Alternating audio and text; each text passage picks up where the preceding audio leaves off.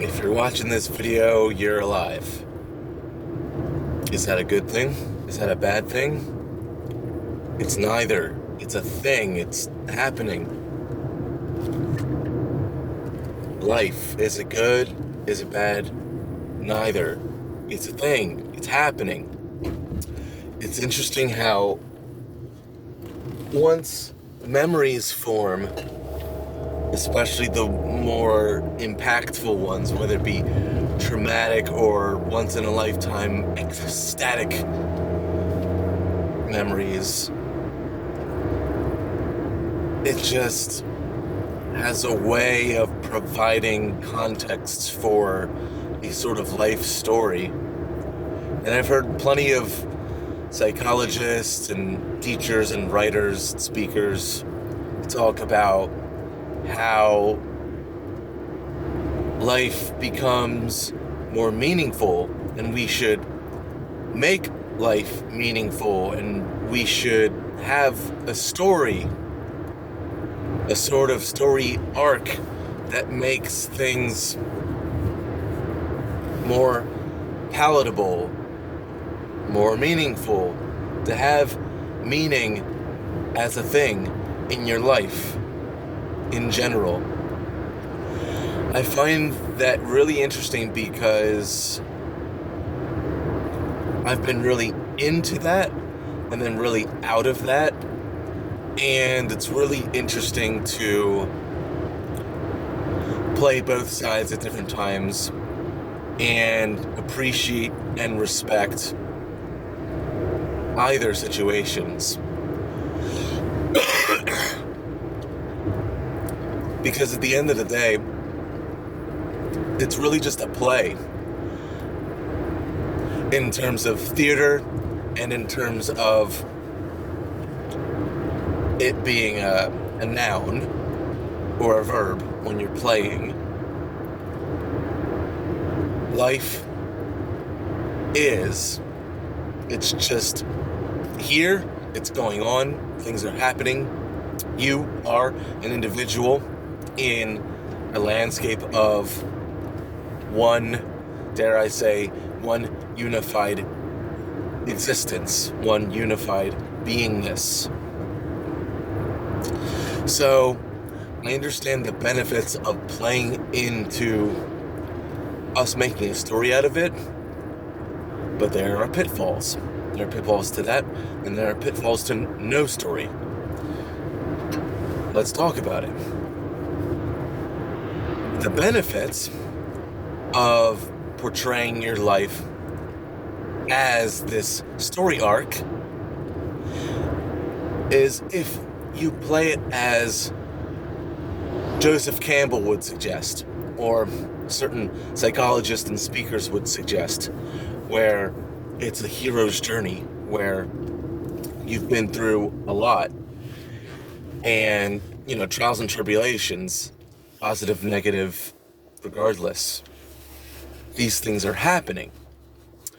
And if we're taking the past and we are seeing things in sequence, things as rising actions and falling actions, and making a story out of it, it can be a benefit and to give much beneficial context to the crap that has happened in the past or is happening currently, because it may help us be and feel hopeful for a heroic upswing where we say, this has happened and I need to slay this. This has happened and I need to say no more to it, and I need to make a change. And these things have hurt me in the past and they will hurt me no more. Or these things I'm facing right now and I will slay them, or I will transcend them. I will train them, right? I will train these dragons and make them my friends. So in that sense, having a story, it really can help. And the detriments essentially being, if you get too caught up in definitions and labels, where, oh, I had this upbringing,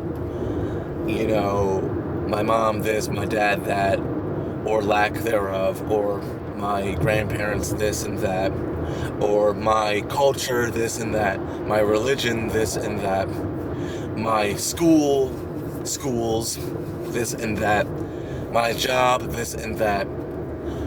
If we get too caught up in definitions, in what we assume and create into these conclusions, these certainties, I should put those in quotes, the conclusions, the certainties,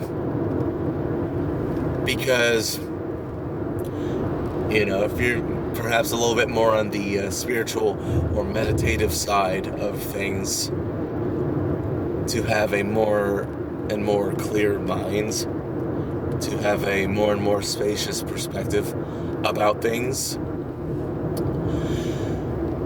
you start to realize the real lack of solidity, lack of conclusions, lack of certainty, and you can get to a point where those things you don't cling to anymore, because there's no use in clinging to those things anymore, because it's not actually certain, it's not actually conclusive, it's not actually defined in this particular way that we are portraying it to be internally, in our mind, in our perception, right? So those are things to certainly look out for, to weigh those in with the benefits of providing an epic, heroic, a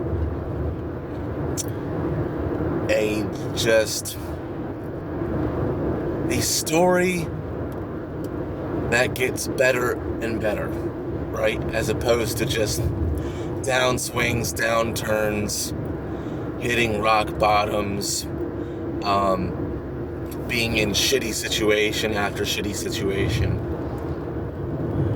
To give it a story of, yeah, I was in these pockets of shitty situations, but this is why, this is how, I'm turning it around, I'm getting upswings, I'm becoming more expanded, I'm getting more clarity, right? If you don't know already, clarity and expansion, the ultimate aspects of a thriving, beneficial life. To clear up things that are already within you and as you, and to expand upon the best of you. Clarity and expansion. Clearing and expanding, for short, which is how I like to talk about it. Okay, the benefits and the detriments of having no story.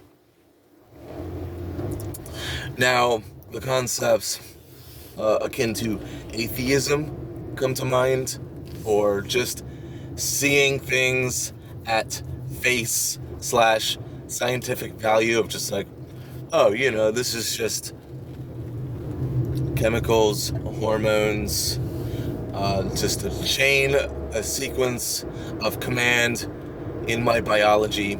Like, this is just happening, this is what it is. So, in terms of being an individual in and on Earth, and as Earth, right? Where does Earth end and an individual human begin, right? Is there really a cutoff point, right? So, the no story, the benefits of things like that, is essentially, like I was mentioning before, to talk about things as a general flow of processes, as chains of command, as cause and effect. It can really help with overthinking, over consideration of things. It can really cut down on over emotionalizing about yourself and about life. It's kind of like, look, these things are happening. Life is life.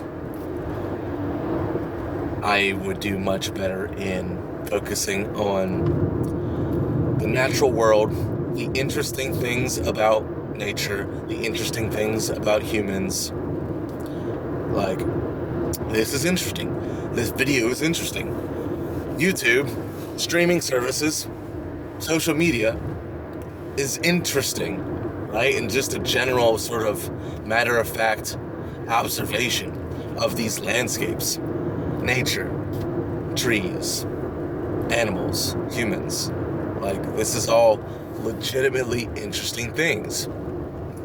And then to add a little bit of emotionality, a little bit of heart and soul into it, these things can be, and arguably are, legitimately beautiful. Like nature, the trees, the plants, the animals, legitimately beautiful. The cycles, the natural cycles, humans, just the ways that we interact. And yes, like, take the politics out of it, take the politics is a good term, because it's just like the whole like divide and conquer stuff, like, oh, which side are you on in terms of these opinions, these cultural ideas, this pop culture, this and that. Like, which side are you on? The politics of it all. It's like, or you could just not take a side and just be centered and stoic in your heart, want the best for yourself, want the best for other people, and just say, life is life. Life is going on. I see plenty of things that are legitimately interesting, that are legitimately beautiful.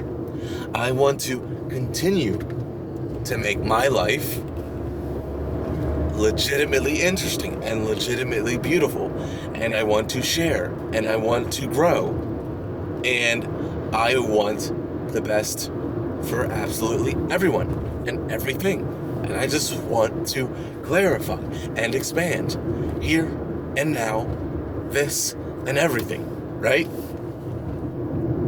I know, easier said than done, but this is the voice, the persona, the beingness of someone who has worked with people, children specifically, in very deep, intricate, profound, engaging proportions and capacities for more than a decade. And I'm also somebody who meditates a lot, observes a lot as an introvert, INFP. Search up the Meyer-Briggs personality tests if you want to do that.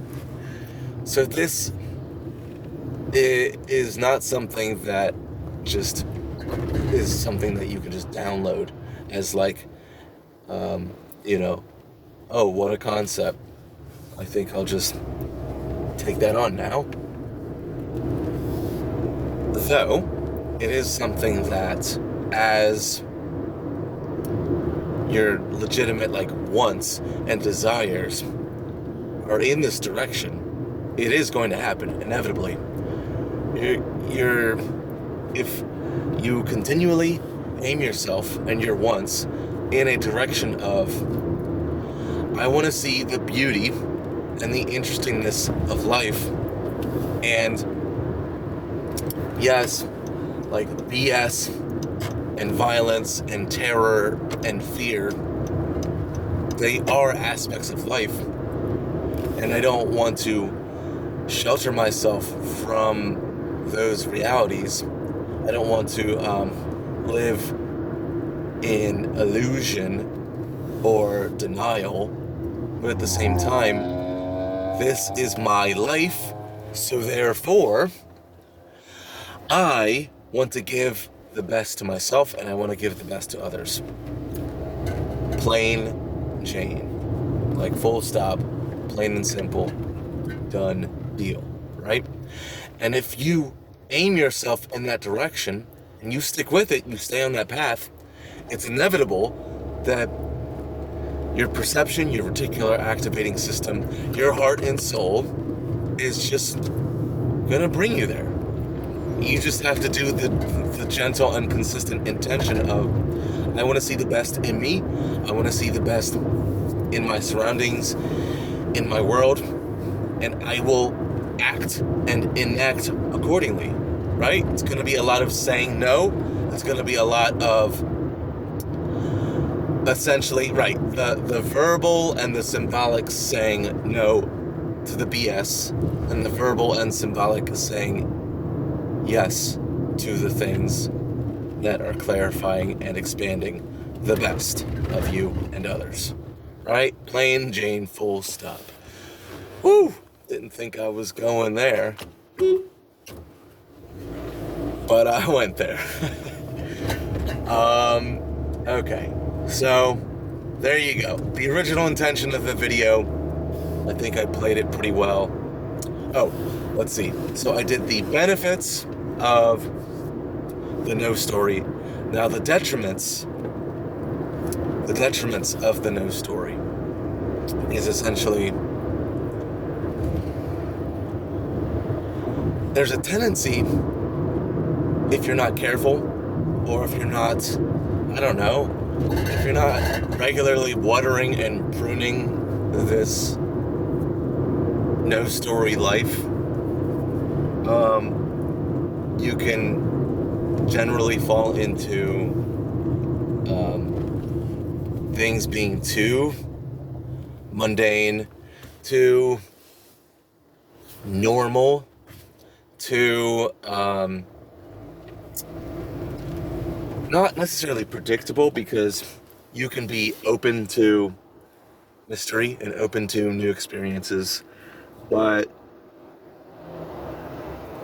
you start to get a little bit, or you can, if you fall into this, you can have a sort of falling into a trap, but a temporary trap, where you you get a little too monk mode, where you're like, life is life, is life, is life. And you just sort of need to spice things up. And who knew? You could spice things up with a little bit of storytelling, right? So there's a balance to doing some of this and some of that, or none of this, but every once in a while bring in a sprinkle of that, right? It's really up to you. But in going full circle with the start of this video, which was essentially just like a warm-up for me, just like as an appetizer, it's like, look, you're alive. Yeah, maybe you didn't ask to be born, but you're alive. And just straight up, like, you can tell your stories or you can tell no story. But what really actually matters is, what are you going to do about it? You're alive. What are you going to do about it? Right? There you go. Oh man, this is almost 20 minutes. All right, let's end this with some respects, and we will go about our day. Respect, respect, respect to life in general, to just being alive. Respect to this body. Respect to Earth, the natural world, the elements that are keeping us alive. Air, water, earth, fire, yeah, the sun. Let's see. Water, fire, air.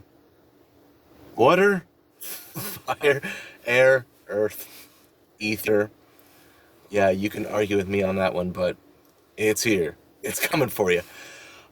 Respect to all those things. And by the way, if this is like fruity to you, um, it's fruity to me too. But honestly, like, if you really don't respect all of the situations, the situationships that are literally keeping you alive, I don't know. Like, you figure that out. All right, that's all I'm gonna say. You figure that out. Respect, respect, respect, respect to I, respect to you, respect to clarity, respect to expansion of the I and of all. Leave it at that. Smack 11. Catch you later.